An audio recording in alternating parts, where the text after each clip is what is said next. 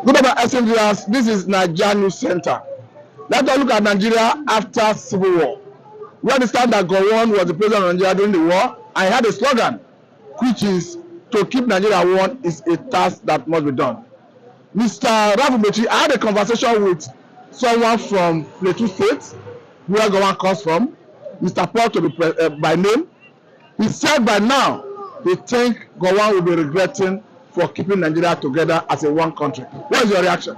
Not only regretting, I said that what Gowon said, national telecast or broadcast after the war was to reintegrate everybody, especially the Igbos, with Nigerian people. That they are not going to deny us any governmental department that we are, competent to at least exercise our, duty. I don't know whether I understand where I'm going. So he said that we should be warned that there is nobody that could be seen in Nigeria as a victim and nobody should be seen in Nigeria as a victor. I didn't understand. Meaning, let us begin to forge our life ahead. That was in 1970. But today, let me tell you, what I'm seeing, not only today, what I was seeing during Buhari regime from 1983 to August 1985 was against actually what Gowon said after the war. Because Buhari took over from Chagare by coup d'etat.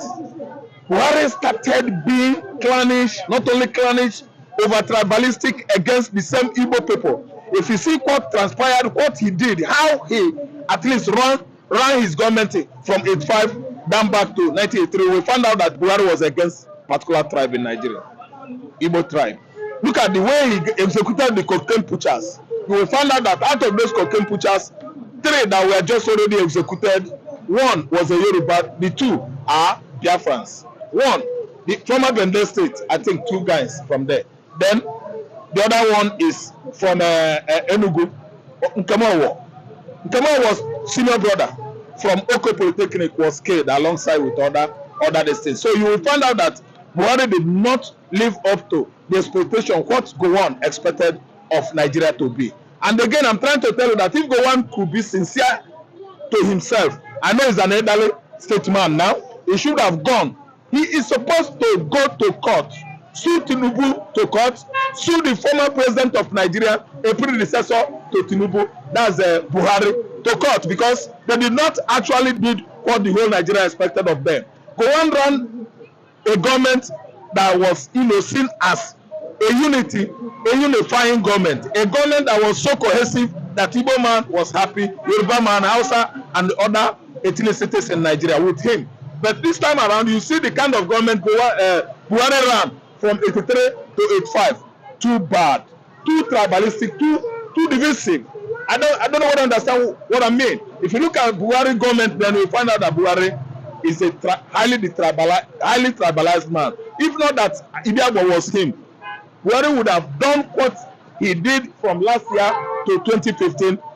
He would have done it in 1985 back to 83. Then again, his second coming as a civilian president, Buhari was totally tribalistic, a tribal boycott, a man that just gave virtually almost 96 federal government appointments, not based on federal characters, but only the Fulanis.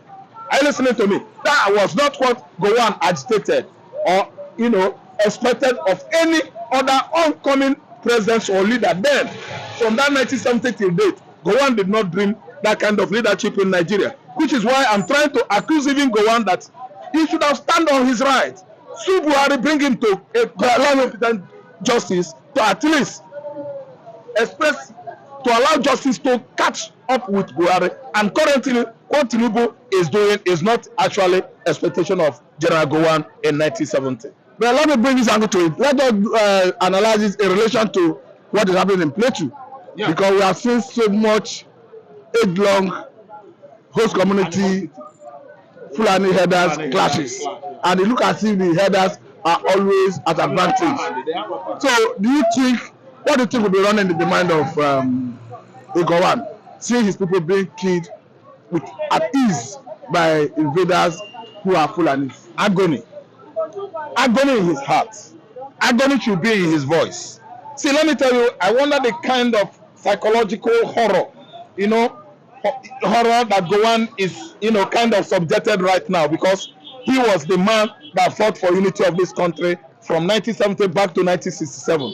But today, you see the same country he fought for, I'm telling you, devouring, eating up his own community, his tribesmen in Plateau State, and nobody's doing anything about this. And if you see what happened to the Plateau people and Benue people from Buhari regime till date, you will find out that Buhari was enjoying what his kinsmen Fulani visitors in Nigeria were doing to Plateau State during his own regime. Because Buhari did not do anything, absolutely. Instead, Buhari just created the kind of military structure that favored only Fulani, and they have not even Hausa, only Fulani, because there was a time in Plateau State, I don't know whether you have forgotten, Plateau and Kaduna, that helicopter that they expected that if that helicopter come during the invasion of mid-belt, the belt state like either Niger State, Taraba or Plateau State, I'm sure it's Plateau State, that the helicopter is just SOS helicopter, save our soul, that they were coming to help the community people from invasion by the bandits or Fulani herdsmen. What happened? The helicopter started bombarding the locals and victimized them the more. See, let me tell you, in the heart of Gowon now, Gowon is nursing mental injury. Mental injury. They have devastated the young man's belief and the expectation of a modern Nigeria he fought 57, 56, 55, 54 years ago. It wasn't what Gowon actually expected. So in his heart now, Gowon is thoroughly, absolutely come short of what he expected of modern Nigeria from 1970 back to 1967. As he spoke in his speech in 1970, he wanted the whole Nigeria, Hausa, Igbo and Yoruba to be one, never to nurse anything like enmities or hostilities against any of the tribes. But today, reverse is the case. I think I must say a big thank you for your time. Thank you so much. Thank you very much. This is Nigeria News Center.